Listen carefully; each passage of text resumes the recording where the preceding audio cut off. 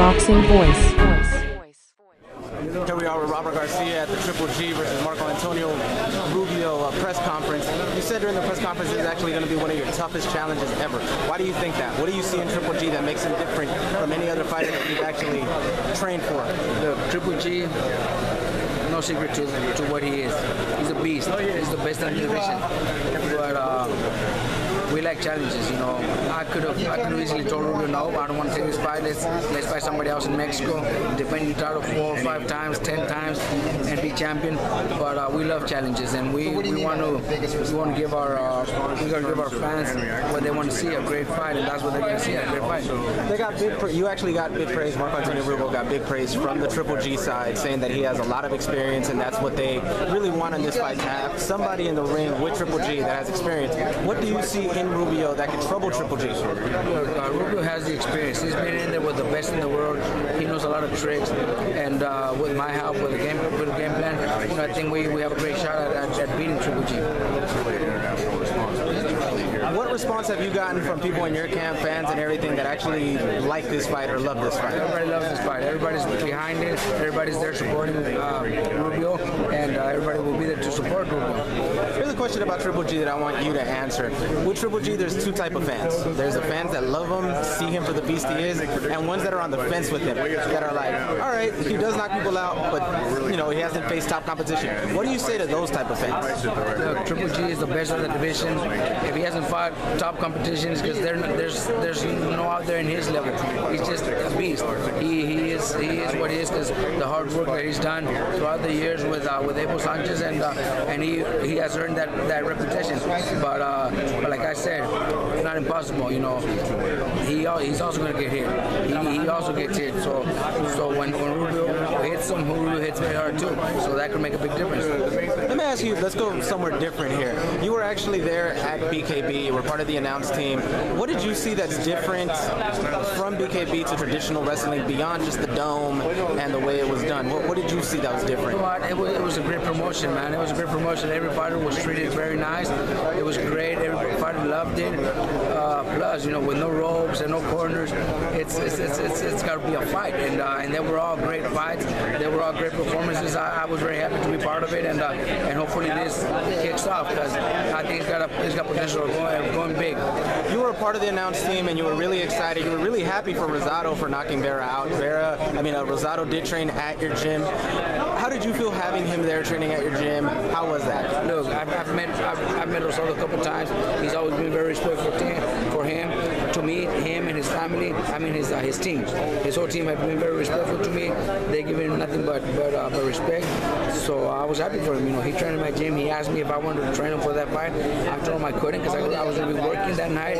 So he was very understandable too. He understood my job, my position. But yeah, he's a great person. He did a great job in my gym, and that's why I was very happy for him.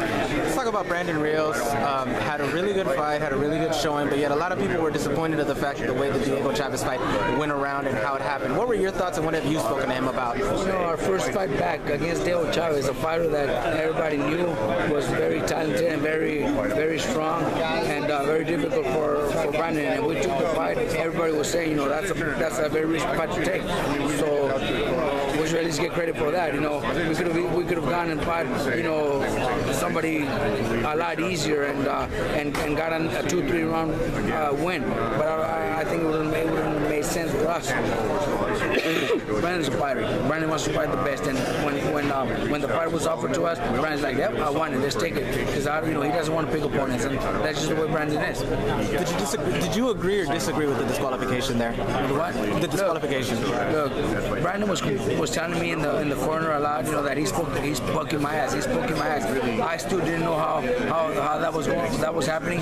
But when I told the ref, look out, because this guy's poking his eyes, then I guess the ref kept an eye open, and he seen it when he was doing it again. And it was when he was holding Brandon's head down, he was rubbing his eyes and poking his with the finger. Because I don't know if you guys ever wore the MX gloves, but on the tip of the fingers is pretty much just the leather. So you have a lot of space to be able to use your fingers to rub his eyes, and that's what this guy was doing. So the ref caught it and disqualified him. I think it was a good disqualification. Plus there was a few other things, slamming Brandon into the floor, holding him from his neck was very dangerous. Brandon had to go to the hospital because his neck was in pain. So there was just many things that made it an ugly fight. It wasn't just Rubio. Brandon was mad, and Brandon was also, maybe using a little bit dirty tactics. But man, when a guy's poking your eyes, you don't know how you got to respond somehow. So it was just sad that it ended the way. It was a very close fight, very excited, and we were hoping that it went all 10 rounds, so that way we could have had a good win, or maybe he would have had a good win. Last one. This is about Mayweather, Maidana. How's Maidana's training camp been compared to the first one? Look, training camp is great, man. We have great sparring partners. We've had a good full camp of training. Training's great. I think there's no excuses in this fight. We're gonna go out and give everything in our side to give the fans a great fight. How's the weight coming down? I know you said that you were focusing more on him coming in a little lighter than he did the first time. Is that actually working out for him? Yeah, no. We were into the ring the day of the fight. I'm pretty sure we're gonna come in a lot lighter because I want him to be able to maintain the rhythm, the same rhythm for 12 rounds, and not just for 6 or 7. I want him to maintain the rhythm for 12 rounds. Thank you very much for your time. The Boxing Voice.